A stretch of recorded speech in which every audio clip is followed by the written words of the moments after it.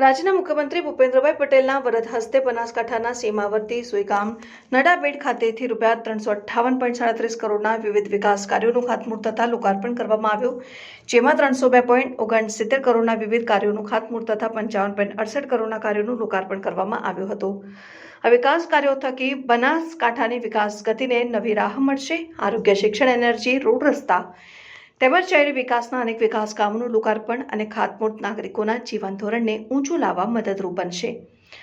સરહદ પર સંકલ્પનો સૂર્યોદય નેમ હેઠળ મુખ્યમંત્રી ભૂપેન્દ્રભાઈ પટેલ સરહદી વિસ્તાર નડાબેટ ખાતેથી 1.83 કરોડના ખર્ચે નવનિર્મિત સુઈગામ બસ સ્ટેશનનું લોકાર્પણ કર્યું હતું, જેમાં 11 નવીન બસોને લીલી ઝંડી આપીને પ્રસ્થાન કરાવ્યું હતું. તેઓ ડીસા ખાતે 6.43 કરોડના ખર્ચે નવીન આધુનિક વર્કશોપનું ખાતમુહૂર્ત પણ કર્યું હતું. અવિરત અને ગુણવત્તાયુક્ત વીજ પુરવઠો નાગરિકોને મળી રહે તે માટે રાજ્ય સરકાર કટિબદ્ધ છે. મુખ્યમંત્રી ભૂપેન્દ્રભાઈ પટેલ ₹40.77 કરોડના વીજ સબસ્ટેશનોનું લોકાર્પણ તેમજ ખાતમુહૂર્ત આજે કર્યું હતું અને પાલનપુર, ડીસા, થરાદ, લાખણી તાલુકાઓમાં વીજ સબસ્ટેશન બનવાથી નાગરિકોને 24 કલાક વીજળી મળી રહેશે. મુખ્યમંત્રી બનાસકાંઠા જિલ્લામાં આરોગ્ય સુખાકારી હેતુ ₹87.18 કરોડના ખર્ચે આરોગ્યને લગતા વિકાસ કામોનું લોકાર્પણ અને ખાતમુહૂર્ત કર્યું હતું, જેમાં ડીસા ખાતે જિલ્લા કક્ષાની ₹80 કરોડના ખર્ચે સિવિલ હોસ્પિટલનું નિર્માણ થશે, જ્યારે થરાદ તાલુકામાં 6 પેટા આરોગ્ય કેન્દ્રનું નિર્માણ થશે, જ્યારે દિયોદર ખાતે આરોગ્ય કેન્દ્ર અને પાલનપુર ખાતે અર્બન પ્રાઇમરી હેલ્થ સેન્ટર પ્રજા માટે ખુલ્લું મૂકવામાં આવશે. તેઓ ધાનેરા તાલુકા પંચાયતના નવનિર્મિત ભવનનું પણ લોકાર્પણ કર્યું હતું. રાજ્ય સરકાર દ્વારા જિલ્લાના મુખ્ય મથક પાલનપુર ખાતે મોડલ ફાયર સ્ટેશન બનાવવા ₹9.56 કરોડની જોગવાઈ કરવામાં આવી છે, જે મોડલ ફાયર સ્ટેશનનું ખાતમુહૂર્ત આજે કર્યું હતું. ડીસા ખાતે 18.56 કરોડના ખર્ચે ટાઉન હોલનું નિર્માણ થશે, જ્યારે 9.24 કરોડના ખર્ચે 50 MLD વોટર ટ્રીટમેન્ટ પ્લાન્ટ બનાવવામાં આવશે, જેનું મુખ્યમંત્રીશ્રીના હસ્તે ખાતમુહૂર્ત કરવામાં આવ્યું હતું. અને મુખ્યમંત્રી ભૂપેન્દ્રભાઈ પટેલ નડેશ્વરી માતાના દર્શન કર્યા હતા અને નડાબેટ BOP ખાતે BSF જવાનો સાથે સંવાદ પણ કર્યો હતો. તાજેતરમાં જ ઓપરેશન સિંધુની ભવ્ય સફળતા બાદ BSF જવાનોએ ખડે પગે રહીને આપણા દેશની સીમાઓ સુરક્ષિત કરી છે, ત્યારે દેશની સુરક્ષા માટે સતત પરિશ્રમ કરતા જવાનો સાથે મુખ્યમંત્રી ભૂપેન્દ્રભાઈ સંવાદ કર્યો હતો. એના માટેની વ્યવસ્થા ઊભી કરવી પડે.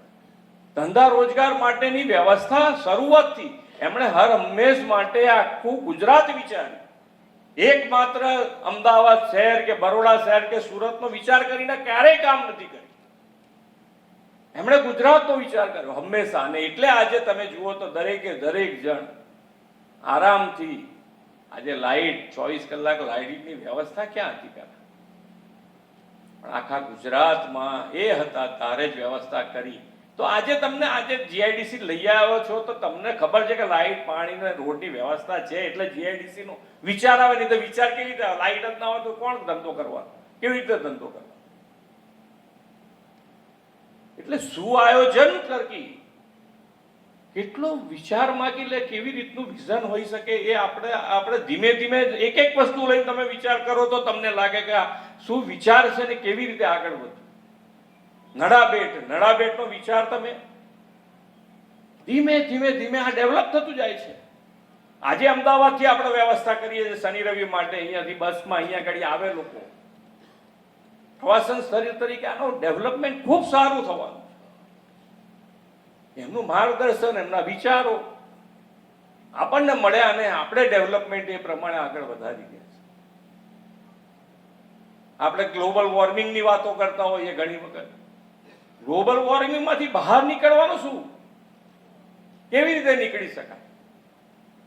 તો એના માટે એક જ છે કે ભાઈ આપણે જેટલું ગ્રીન કવર વધારીએ, એટલે કે જેટલા ઝાડ વધારે ઉગાડીએ એટલો આપણને ફાયદો થાય ને એમાંથી બહાર નીકળાય. તો એના માટે પણ એમનો વિચાર આપણી સંવેદના સાથે, આપણા ભાવ સાથે જોડ્યા. એક પેડ માં કે નામ.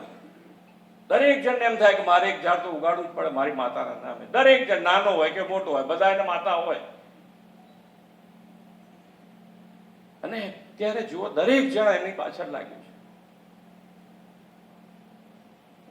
એટલે નાની વસ્તુઓ છે, પણ નાની વસ્તુઓ સ્વાસ્થ્ય માટેની વાત છે.